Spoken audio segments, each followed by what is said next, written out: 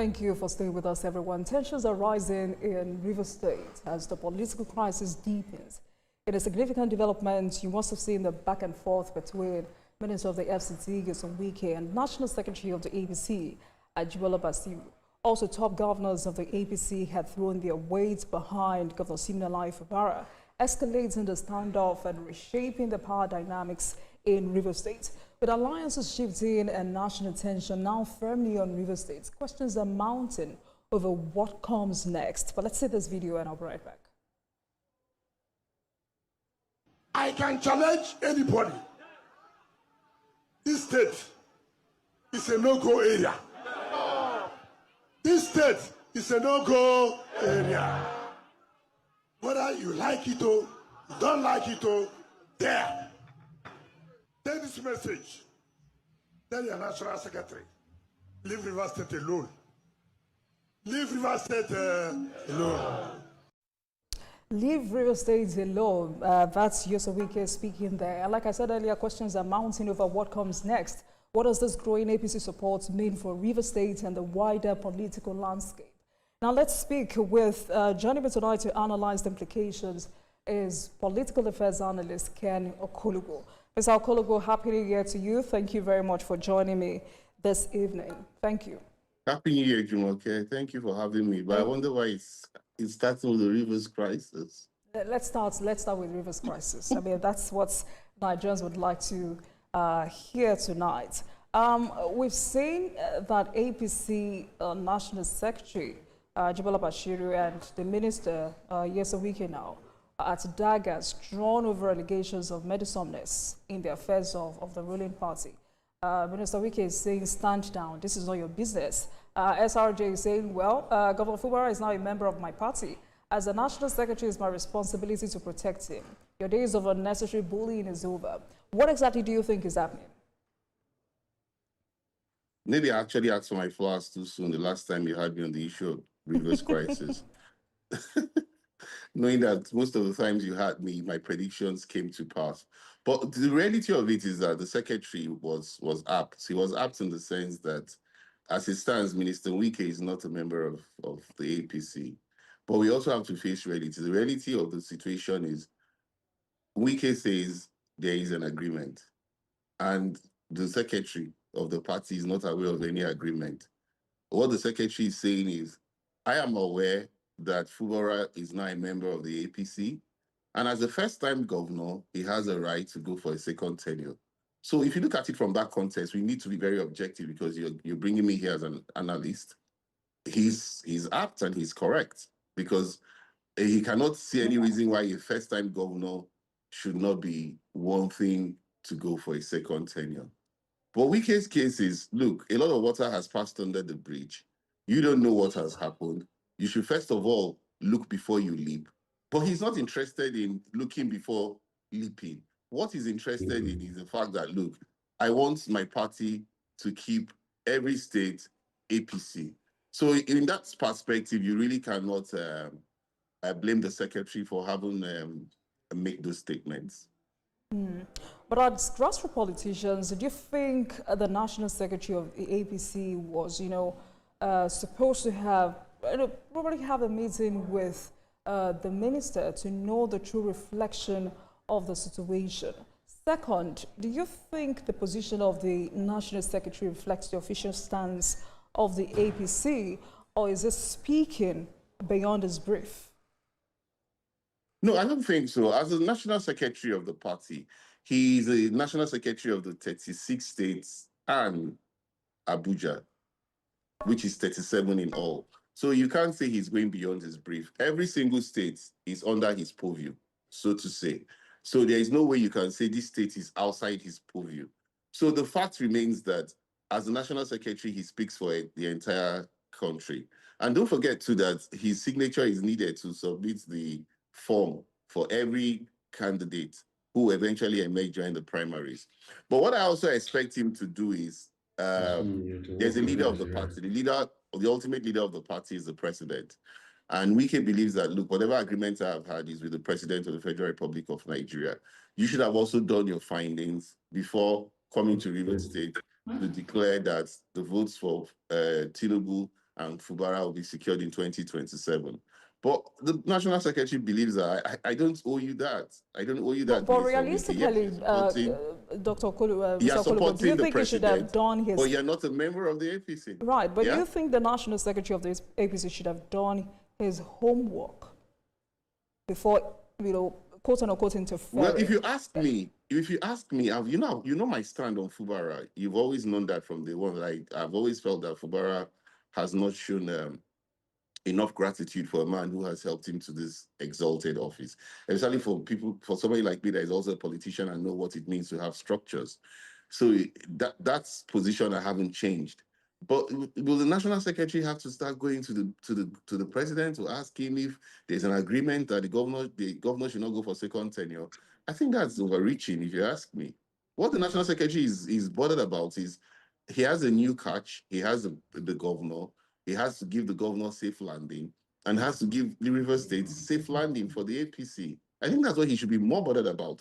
If there's anybody to draw his attention to it, maybe during the National Working Committee meeting, or it will be Minister Wike telling the president, oh, the governor is not going to, according to the agreements we have had, you should call him to order. I don't think it's the work of the National Secretary to go about fishing, to start asking what agreements were held or what agreements were not held. You don't think he should have considered the peculiarity of River State politics in this regard? Oh, to be fair, River State was the only state that was won by the APC in 2023 out of the 17th, out of the Southeast and the South states, which are 11 states. So out of the 11 states, I mean, we had a sitting governor in Ebonyi and a sitting governor in Imo. They didn't deliver their states to the APC. And so Wike can brag for whatever you care that he was in PDP and delivered the APC for that election, especially if you look at the wave that came from the Labour Party. For example, in my state, for example, Delta, Labour won overwhelmingly. As at the time, we had a sitting governor who was the vice president of the People's Democratic Party. So these are the things Wike would always brag about, because out of 11 states, I was the only one that delivered my state to the APC. But there's a new horizon. There's a new secretary. That's not the same secretary that was there.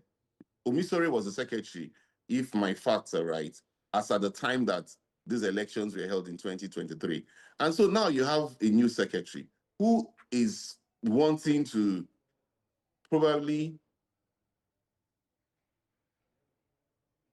Mr. Okolugbo, are you there? Right. I'm asking all of these questions because I'm sure Rivers people are not ready for another round of political tussle.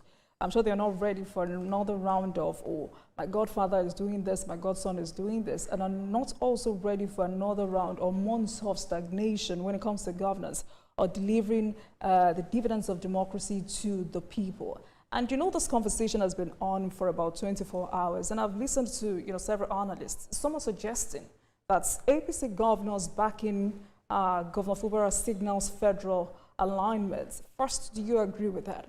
Also, it looks like this support from top APC governors for Governor Fubara adds a new layer to an already volatile situation. And that was what I was asking, the questions I was asking. Should this have been a state affair, would you also, describe this support as reckless? Are you there, Mr. Okolugbo? Yes, can you please come again? I just got the last part of the question. Okay. I was asking these questions because, like I said, in the last 24 hours, this conversation has been on, and, there have been different takes, pro and against, and, several analysts have also suggested that APC governors backing Governor Fubara signals federal alignment, and some are saying the president is in the know. First, do you agree? Also, it looks like this support from top APC governors for Governor Fubara adds a new layer to an already volatile situation. And that's why I was asking the kinds of questions I was asking. Should this have been a state affair? Now I understand. Should this have been a state affair? Is this helping the president?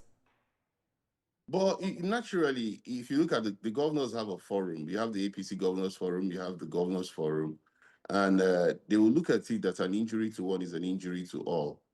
They also have had, some of them were produced by, let's say, godfathers, and let's say those who sponsored their elections. If you look at Kaduna, for example, Obasani was supported all the way by El Rufai and was produced by El-Rufai, and today they have parted ways, but El-Rufai is in ADC, is not in APC. But the Rivers case is not the same.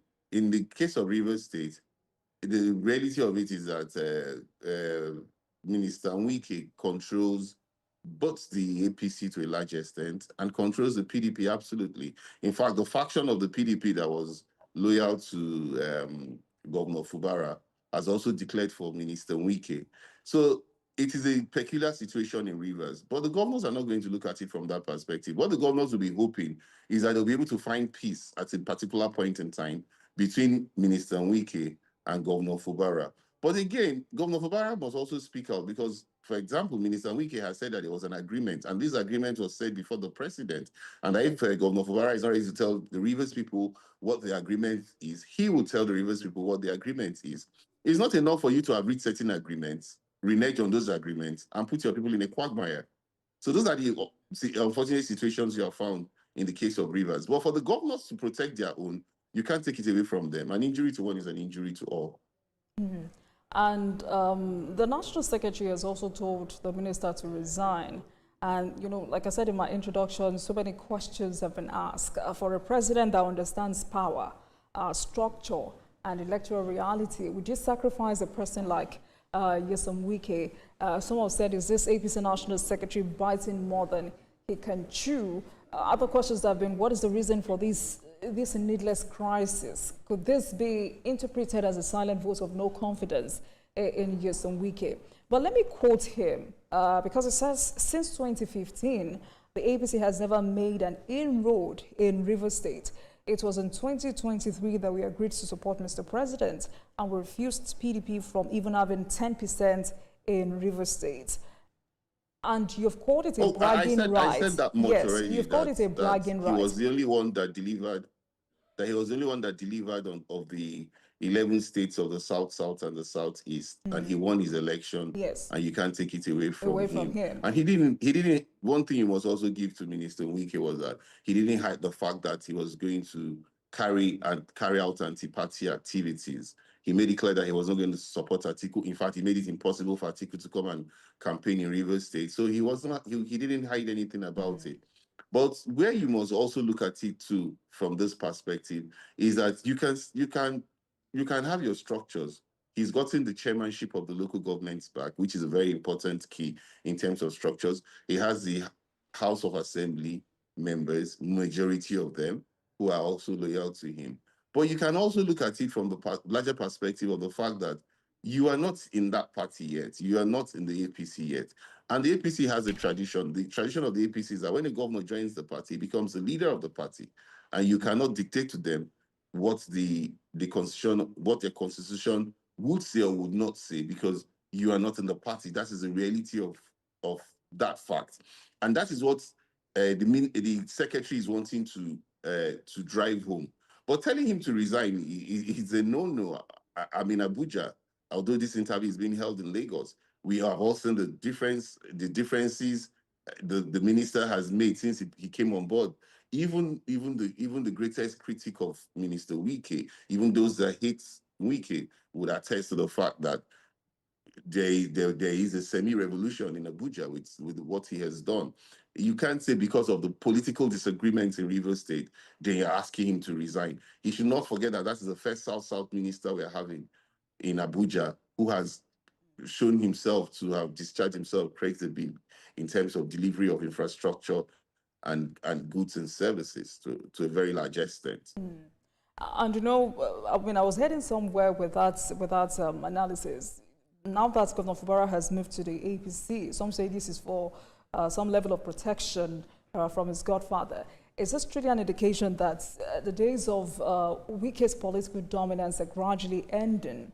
And also, for a fact, and from what you know, Mr. Okolobu, as Nyesom Wike become a liability to the president, is Governor Fubara joining for his own political survival and self-interest? No, as a political analyst and as a public affairs analyst, I would rather say Minister Wike has been of a huge advantage to the president. Without Minister Wike, most of the people that have joined the APC from the PDP would not have joined the APC. The PDP would still be bubbling and you cannot take that away from him. And so for that fact, you give him his flowers. He has helped not only in Rivers State, but in a couple of states to, you like say, whip the governors into line, if you put it that way. But he has also remained in the PDP without leaving the PDP. And so he has put himself at a disadvantage at a time when we don't know what the courts are going to say about the Makinde group and about the Wike group. And so you must also give him that in terms of looking at it objectively. But also, in terms of delivery of services, you can also agree with me that what he has done in Abuja has also put the APC in a very good stead in terms of going into campaigns. There are so many projects you can rely on that he has done in Abuja that you cannot wish away. And those are things that you are going to use when the campaigns come in 2027. And so it has its pros and its cons.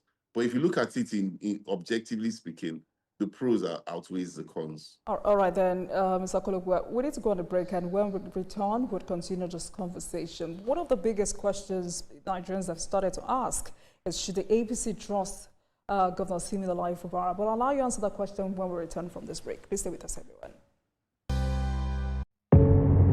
Doubt and fear doesn't occur at the canvas, it shows in the canvas. It shows the conation of raw earthen material slabbed, stroked and molded at a pace provided by the doubt and fear. Every move way in the struggle of one to the other, merging the past to the present, brushstrokes of colors seen but not known. For when the wailing stops, the pieces settle down in abject beauty erected for a century of a century. Speaking, advocating, protesting as the arts are meant to be.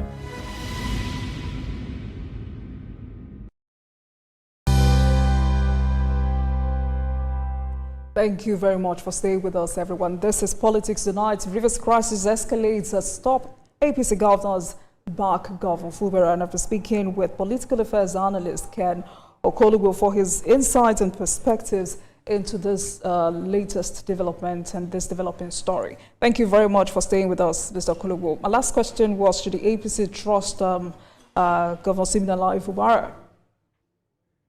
That's a very deep question. Going by what has happened in the two instances, the first instance was when the presidents convened a meeting, the peace meeting, and agreements were signed. And if you look at it, the person that didn't really keep to the agreement was Governor Fubara. Nobody knows about the second agreement, but Minister Wike says there's a second agreement. Fubara has not spoken about the second agreement. It's important he also finds time to speak about it. If there is indeed a second agreement, as being said, and he said in front of the president that he will not run for a second term in office, he has also not said he's going to run for a second term in office, even though the body language can tell a lot. Then it becomes quite difficult for you to trust such a person. In the reality of it, if this second agreement is anything to go by, but there is no evidence to show that there's a second agreement. There's nothing published. There's nothing to it. It's more like a gentlemanly agreement. But the president has been called as a witness, and the president is the leader of the APC. So ultimately, I think the president has a lot of decisions to take as regards this, because Nigerians are also looking at him and looking at the fact that. And with his latest alliance with persons like Uche Secondos, Celestio Mayor, former PDP members who publicly said they had gone to the ADC with Rotimi Amechi. Now you see them with Governor Siminalayi Fubara. What does this block of support really represent politically? I found that very strange, really, if you ask me, because I didn't understand how Uche Secondos, Celestino Mejia, Abiese Kibo, and Austin Okpara will suddenly be supporting the president. Those are names that are known names. Those are not names you call in the night and say overnight they're supporting the president. They did not go to take their card in their wards for APC. They did not make any press statement. Uche Secondos was a former chairman of my party. I used to be in the PDP. And Austin Okpara was the deputy speaker. Celestino Mejia was a former governor of Rivers State. And Abiese Kibo was a former minister. a super minister for that matter. So when you say these people are supporting the president, I found it a bit strange, if you ask me, How honesty, strange. I mean, politicians change every day. because you just can't come to a rally and suddenly you're supporting the president. There should be things that will be put on the table for people like this to just suddenly switch from Perhaps it's been done secretly. PDP or ADC Is it possible? to APC. Sorry? I said perhaps it's been done secretly. Yeah, that's why I said, do such people just come out to support the president secretly? These are people, for the caliber of people we have called, no matter how you say that, oh, they did not win the elections, because to be honest, they were in PDP and they did not get 25% for Atiku in Rivers State. But these are caliber of people that if they are actually crossing, they should be able to have audience with the president for their caliber. All right, quickly, let's go back to this unfinished business between Nyesom Wike and Governor Fubara. Even after the emergency rule, did you imagine that things would still be this hostile between both of them? Should you still be having conversations about supplementary budgets and non-implementation of agreements? Honestly speaking, that's why I said I asked for my flowers too early on that program. I thought it was over, if you ask me, analysis. In all indices, from no matter the perspective you looked at it, they rode on the same car, they went to the same events, they held series of meetings, we saw the pictures, and everybody was happy that, peace had at last come to Rivers State. At what point this thing broke again, we can't tell. But I noticed that even after the governor came back, he was working with the old commissioners that were actually screened and approved by the Amewule-led house. There were no new appointments of commissioners, which was one of the things they said they had agreed on. The budgets should be presented, but the budget that was passed by the National Assembly is still a law. So as at that time, it was the emergency rule. So you can't fault him for still using that budget. But now they're asking for budget 2026. It has also not been presented. And so the back and forth was like, it started gradually, and before it has blossomed into a full-blown crisis. I think this whole thing has to do with the fact that primaries are going to be in May. By February, March, you expect most office holders resigning. Those who are going to contest elections, they will have to resign from their political offices to go concentrate on their elections and according to the Electoral Act. And so because of the tension that is brewing for the primaries, which matters most, that's exactly what must have made this agreement, to relapse. But the governor would have to speak on it, I'm sure. Sometime soon he'll have to speak on it, because the direct accusations have been made against him that these was the things he said in front of the president, and these are the things that were agreed on, and he's reneged on them. At the end of the day, Mr. Kolugu, two things would definitely happen if Governor Fubara decides to recontest. One, he loses the election or comes back as governor. Either ways, has Governor Fubara effectively broken free from Minister Wike's political grip? Second, can Rivers State be governed effectively in the midst of this level of political hostility? Yeah, but you see, in all this, the Rivers people matter a lot. We're not even taking them into account. Their votes are the ones that ordinarily should get Governor Fubara his second term ticket if he so chooses to contest. But there are two major parties now, the APC and the ADC, and not even the PDP. Let's call a spade a spade. And so it's either you have the ticket of the APC or you have the ticket of the ADC for you to say you're actually going to compete. I don't even see the ADC competing in Rivers now, because the ADC does not seem to have the needed structures. And so for the APC, which is largely controlled by Minister Wike, and the PDP, which is firmly under his control, I don't see how he will be able to get the tickets for the primaries for any of these two parties. It will be an uphill task, because one, he doesn't control the chairman of the local government, he doesn't control the members of the House of Assembly, and politics is local. It comes to the delegates. Do you think, quickly before I let you go, Mr. Okolugo, do you think Minister Wike should pick, going forward now, do you think he should pick his battles carefully? I think so, if you ask me in all honesty. But he also needs to feel the pulse of his leader, who is the president and commander-in-chief of the armed forces. President Bola Tinubu. He also needs to feel feel his pulse moving forward. All right, then this is a developing story. I read his body language very well. All right, then.